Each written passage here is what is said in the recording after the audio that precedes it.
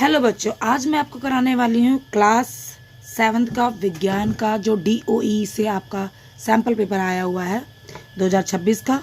ठीक है, तो चलो इसको सॉल्यूशन करते हैं। टोटल 60 मार्क्स का पेपर है और 2.5 घंटे में आपको ख़त्म करना है। सबसे पहले खंड का, सूर्य के प्रकाश में उपस्थित में पादपों में प्रकाश संश्लेषण के लिए निम्नलिखित में से क्या आवश्यक है।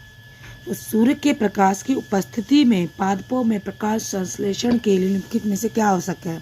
कार्बन डाइऑक्साइड और जल, क्योंकि पौधे ऑक्सीजन छोड़ते हैं और कार्बन डाइऑक्साइड लेते हैं। ठीक है, वनोन्मूलन के परिणाम क्या हो सकते हैं। बाढ़ और मिट्टी का कटाव, क्योंकि जब वन ही नहीं रहेंगे तो ऑटोमेटिक जब बरसात होगी तो मिट्टी कटती चली जाएगी। और पेड़ क्या होते हैं, मिट्टी की जड़ों को बांध कर रखते हैं और उन्हें कटने से बचाते हैं।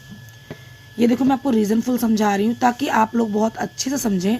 अदरवाइज इससे रिलेटेड कोई क्वेश्चन आए भी तो बहुत अच्छे से आप कर पाएँ।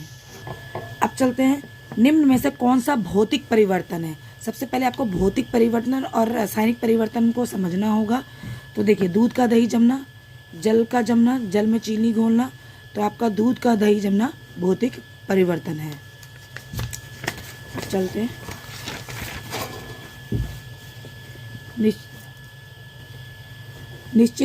निषेचन के पश्चात पुष्प का कौन सा भाग फल बनता है। अंडाशय।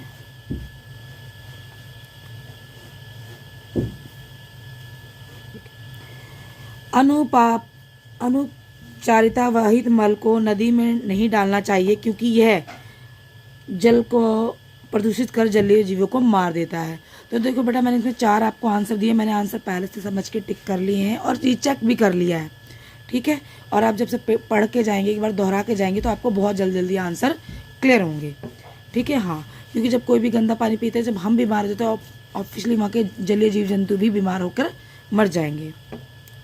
विद्युत परिपथ में फ्यूज का कार्य क्या है। अधिक विद्युत धारा होने पर परिपथ को तोड़ देना। कभी कभी क्या बिजली की पावर ज़्यादा मात्रा में होती है तो ये विद्युत फ्यूज ना उस जो कनेक्शन को तोड़ देता है, जिस कारण से हमारे घर में आग वगैरह लगने से बच जाती है। ठीक है, ये हर जगह लगाया जाता है। ह्यूमस का निर्माण होता है रेत की मिट्टी मिश्रण, तो पौधे और जानवरों के अवशेषों के अपघटन द्वारा। मैं आपको विद रीजन इसलिए समझा रही हूँ ताकि आपको समझ में आए कि इसका आंसर क्यों लगाया गया है।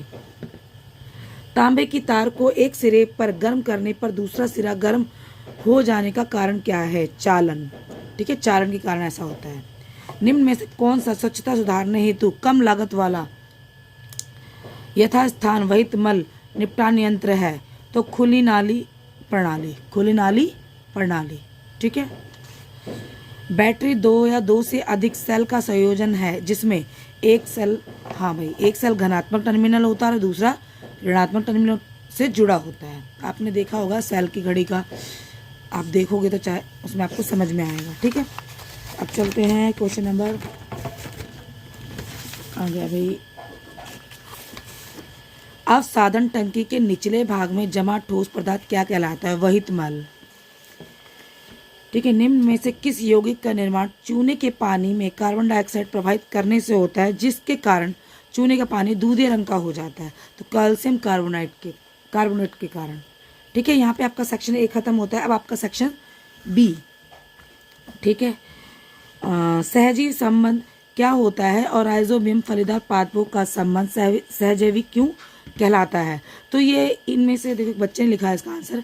ये एक दूसरे को हमेशा एक दूसरे के लिए मिलकर काम करते हैं, एक साथ मिलकर रहते हैं। ठीक है, और एक दूसरे को लाभ देते हैं, तो ये सहजीवी संबंध कहलाता है। अब इसने पूछा है कि राइजोबियम फलीदार पादपों में संबंध सहजीवी क्यों कहलाता है। राइजोबियम जीवाणु पौधों की जड़ों में रहकर वायुमंडलीय नाइट्रोजन को स्थिर करता है, जिससे पौधों को पोषण मिलता है। बदले में पौधे जीवाणु के भोजन और आश्रय देते हैं, इसलिए ये सहजीवी संबंध कहलाते हैं। ठीक है, अब इसका सेकंड भी, इनके में से प्रत्येक का एक उदाहरण दीजिए। हम दोनों में से कोई एक कर सकते हैं। परजीवी पादप जो दूसरे पर डिपेंड होते हैं। अमरबेल। कीटभक्षी पादप पिचर प्लांट। मृतजीवी मशरूम। विषमपोषी मनुष्य। अब आ जाते हैं तीसरे क्वेश्चन पे आपके। ठीक है।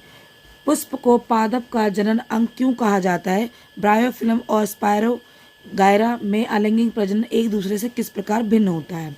तो देखिए, पुष्प और पौधों का जनन अंग इसलिए कहा जाता है क्योंकि पुष्प में नर और मादा जनन अंग होते हैं। पुष्प में देखा आपने, नर भी होते हैं पुष्प और मादा भी होते हैं, और बीज और वो दोनों मिलकर किसका निर्माण करते हैं? बीज और फल का निर्माण करते हैं, और यहीं से बीज और फल का निर्माण होता है।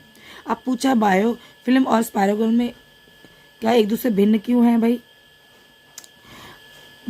ब्रायोफिल्म में पत्ती के किनारे से नए पौधे बनते हैं, और स्पायरोगायरा में खंडन द्वारा प्रजनन होता है। मतलब इसको तोड़ोगे, अलग हो, तब जाके इसमें प्रजनन होगा, और मगर इसमें पत्तों से ही पौधे निकलने लग जाते हैं। और इसका एक उदाहरण मैं बताऊं तो उसे कहते हैं, क्या नाम तो है, मेरे घर में भी है, अभी दिमाग में नहीं आ रहा,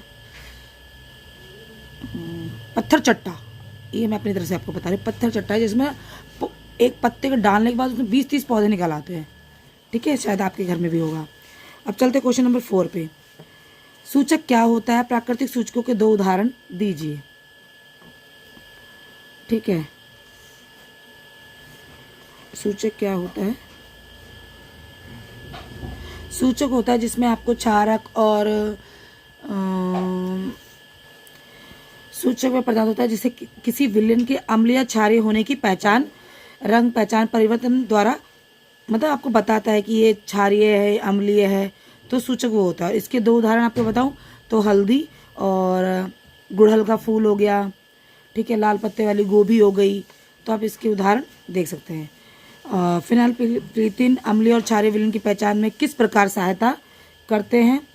तो देखिए, फिनाइलप्रीतिन एक कृत्रिम सूचक है, एक प्राकृतिक सूचक होता है, कृत्रिम सूचक होता है। कृत्रिम सूचक वो होता है जो मनुष्य द्वारा बनाया जाता है, आपको ये पता होना चाहिए। ठीक है, और अम्लीय विलयन में ये रंगहीन रहता है। ठीक है, और क्षारीय विलयन में गुलाबी रंग का हो जाता है। इसकी पहचान क्या है? ये अम्ल में तो बिना रंग के रहेगा। ठीक है, इसको कोई रंग नहीं दिखेगा, वाइट वाइट होगा पता, और क्षार में ये गुलाबी रंग का हो जाता है। तो इसकी पहचान ही यही है कि आप इसे पहचानोगे कैसे। ठीक है, और अब आ जाओ क्वेश्चन नंबर 5 पे। असमान गति के परिभाषित कीजिए। यदि कार 45 किलोमीटर की एक समान चाल से चलती है तो 120 किलोमीटर। तो मैंने इसका सवाल यहाँ पे किया। देखिए, गति आपकी 45 किलोमीटर, दूरी 120 है।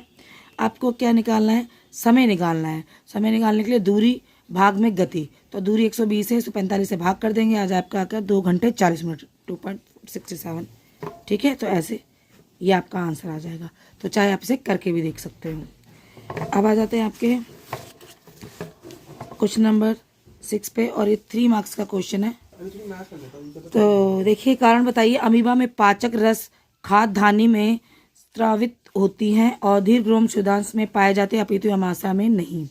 तो इसका कारण क्या है, मैं वो आपको बताती हूँ। क्योंकि अमीबा एक कोशिकीय जीव है, और उसमें पाचन क्रिया खाद्य धानी में ही होती है। ठीक है, एक कोशिका, इसमें तो बहुत कोशिका है नहीं, तो इसमें जो पाचन होता है ना, पाचन क्रिया, वो वहीं खाद्य धानी में ही होती है। और दीर्घ में पाए जाते हैं, अपितु अमाशय में नहीं, क्योंकि क्षुद्रांत में भोजन का अवशोषण होता है। क्योंकि क्षुद्रांत्र में भोजन का अवशोषण होता है, और दीर्घ रोम सतह क्षेत्र बढ़ाकर पोषक तत्वों को अवशोषण में सहायता करते हैं। अमाशय में केवल भोजन का पाचन होता है, इसलिए अवशोषण नहीं। अब चलते हैं। आशा करिए आपको क्वेश्चन समझ में आ रहे होंगे, और इसके आप आसान में आंसर ढूंढना चाहते हो तो ChatGPT का यूज़ कीजिए, जैसे मैं यूज़ कर रही हूँ। देखिए बच्चों, ठीक है, इसलिए आपको क्लियरली थोड़े आंसर लेंथी बता पा रही हूँ। ठीक है, आप भी समझिए और आराम से करें। ठीक है, अमाशय का आंतरिक स्तर हाइड्रोक्लोरिक अम्ल से सुरक्षित रहता है, अथवा या इन दोनों में से। गाय, हिरण आदि जंतु रोमिनेट रोमंथी क्यों कहलाते हैं? मानवों ने सेलुलोज का पाचन नहीं हो पाता, अपितु रोमपंथी जंतु इनका पाचन आसानी से कर लेते हैं। तो कारण बताइए। आप इसी तरीके से इनके आंसर ChatGPT के द्वारा या अपनी बुक के द्वारा भी निकाल सकते हैं। तो मैं आपको क्वेश्चन आराम से क्लियर करा रही हूँ। ठीक है, सरल रेखीय वर्तुल आवर्ती गति के उपयुक्त उदाहरण की सहायता से अंतर स्पष्ट कीजिए। ठीक है। अब आ जाए क्वेश्चन नंबर 8 पे। ऊष्मा संचरण की 3 विधियों चालन, संवहन और विकिरण के उपयुक्त उदाहरण देते अंतर स्पष्ट कीजिए। देखो पहले सबसे चालन आपको समझना होगा कि चालन क्या होता है, संवहन क्या होता है और विकिरण क्या होता है। चालन ठोस पदार्थों की ऊष्मा का संचरण, जैसे लोहे की छड़ को गर्म होना, और संवहन होता है द्रव और गैस में ऊष्मा का संचरण होना, जैसे पानी उबलना। ठीक है। विकिरण होता है बिना माध्यम के ऊष्मा का संचरण, जैसे सूर्य से पृथ्वी तक ऊष्मा आना। सूर्य से पृथ्वी का सीधे तक ऊष्मा आती है, कोई इसमें बीच में नहीं आता, सीधे हमें प्राप्त होती है। ठीक है। तो विकिरण, संवहन, चालन, इसका तीनों को समझ लो, आराम से कर लो। इन दोनों में इसको एक करना है। गर्म कॉफी का तापमान मापने के लिए डॉक्टरी तापमापी बजाय प्रयोगशाला तापमापी का उपयोग की अथवा जाता है। दोनों के बीच अंतर समझाते हुए यह स्पष्ट कीजिए प्रयोगशाला तापमापी में इसके लिए उपयुक्त अपितु डॉक्टर तापमापी नहीं है। तो इन दोनों में से कोई आप कर लो, मुझे इस हिसाब से ये बेस्ट लगा। चालन ठोस पदार्थ से ऊष्मा का संचरण, और संवहन द्रव से गैस का ऊष्मा का संचरण। ठीक है। और विकिरण बिना माध्यम का ऊष्मा का संचरण। ठीक है, ये पता होना चाहिए। अब चलते खंड खा पे। 5 मार्क्स का है, फिल इन द ब्लैंक्स। भोजन का पाचन एक रासायनिक है, भौतिक तो रासायनिक है भाई। लोहे का जंग लगना क्या है, जंग लगने किन चीज़ की आवश्यकता होती है भाई, ऑक्सीजन चाहिए ही चाहिए। कॉपर सल्फेट है, लोहे की अभिक्रिया में डैश आयरन सल्फेट। ठीक है। आकार, आकृति, रंग अथवा आदि गुण डैश भौतिक रासायनिक। भौतिक, लोहे पर जिंक की परत चढ़ाने को आप यशत लेपन कहा जाता है, यशत लेपन कहा जाता है। एक बार देख लो, शायद इधर उधर हो गया पेपर। मेरी वीडियो आपको अच्छी लगे कि हाँ मैम समझा रही हैं, सही से समझ में आ रहा है, तो प्लीज़ वीडियो को लाइक कीजिएगा, सब्सक्राइब कीजिएगा। ठीक है। अच्छे अच्छे कमेंट भी दीजिएगा ताकि मैं मोटिवेट हो जाऊं और वीडियोस बनाऊं। ठीक है। मिलान कीजिए कोशिकाएं। तो कोशिकाएं धमनियां और इसका पीछे है, सिराओं को जोड़ती है। मूत्रमार्ग। ठीक है। तो मूत्रमार्ग क्या है, मूत्र के शरीर को बाहर निकालना। प्लाज्मा, रक्त का तरल भाग। वाष्पोत्सर्जन होता है ये रहा। पादपों में जल का निर्मुक्त होना। और 5वां है फ्लोएम, पोषवाह। तो इसका है पादपों में भोजन का संवहन। ठीक है। मैचिंग तो एक ही पेपर में देनी चाहिए, ये इधर उधर कर देते हैं पेपर वाले, परेशान हो जाते हैं बच्चे। हाँ, जब मैं परेशान हो जाती हूँ एक्चुअली बच्चे भी परेशान हो जाएंगे। चलो अब आ जाते हैं क्वेश्चन नंबर 11 पे। देखिए, वास्तविक प्रतिबिंब आभासी प्रतिबिंब में अंतर स्पष्ट कीजिए। दर्पण में प्रतिबिंब निर्माण का कारण क्या होता है। ठीक है। समतल दर्पण के बनने वाले प्रतिबिंब की विशेषताएं लिखिए। देखिए, जो क्वेश्चन है ना, आपको समझ में आ रहा होगा किस चैप्टर से है, तो उस चैप्टर को ना एकदम डिटेल में पढ़ लीजिए। इससे रिलेटेड ही क्वेश्चन पेपर बनेगा और क्वेश्चन भी इसी चैप्टरों में से आएंगे। तो प्लीज़ जो क्वेश्चन इसमें आ रहे ना, उन चैप्टरों को एक बार अच्छे से रिवाइज कर लीजिए। ये मेरी एडवाइस है, बहुत काम आएगी आपके। ठीक है। उत्तल लेंस, अभिसारी अवतल लेंस अपसारी क्यों कहा जाता है, उपयुक्त आरेख की सहायता समझाइए। और अवतल दर्पण के कोई 2 उपयोग लिखिए। क्योंकि मैंने अभी लास्ट ईयर मॉर्निंग और इवनिंग के भी पेपर बच्चों को कराए थे, तो उसमें भी काफ़ी क्वेश्चन इस चैप्टर के बहुत पूछे जा रहे थे। तो प्लीज़ देखो, टोटल 5 मार्क्स के, तो आप इस चैप्टर को 1 बार 2 बार 3 बार कर लो, बहुत फ़ायदा रहेगा। अब आ जाएगा आपका खंडा। आपको एक यहाँ पे दिया होगा बेटा, और आप इसको पढ़ना है अच्छे से, और इसमें से आंसर आपको मिल जाएगा। ठीक है। तो मैं इसको नहीं कर रही, बस दिखा रही हूँ कि पेपर अगर जिसने पेपर नहीं निकलवाया तो आप उसको एक बार देख लो आराम से। इसी तरीके से क्वेश्चन 13 भी है, पढ़ लो। ठीक है। इसी के तरीके से क्वेश्चन इसके भी दिए हुए। ठीक है। और 14 के भी यहाँ पर हो गए। 4 मार्क्स के आपको 4 दिया, आई मीन 16 मार्क्स के हैं। अगर आप इसमें से अच्छे से कर लेते हो तो वैसे ही पास हो जाओगे। पता है, ये आपकी गवर्नमेंट हेल्प कर रही है ऐसे आपको पैराग्राफ बना के देके, ताकि एक वीक बच्चा भी अच्छे नंबर से पास हो जाए। तो सभी बच्चों को बहुत बहुत बेस्ट ऑफ लक मेरा, कि आप लोग अच्छे से पेपर दें, समझ में आए और करें। ठीक है। ये लो, अब आपका जल प्रदूषण रोकने के सुझाव दीजिए। तो एक समझदार बच्चा भी, एक वीक बच्चा भी बहुत अच्छे मार्क्स लेकर पास हो सकता है। तो यहाँ पे आपका ऑलमोस्ट पेपर ख़त्म होता है। तो सभी को राधे राधे। मेरी वीडियो अच्छी लगी तो प्लीज़ लाइक कीजिएगा, सब्सक्राइब कीजिएगा, अपने फ्रेंड्स को भी शेयर कीजिएगा। ठीक है। राधे राधे।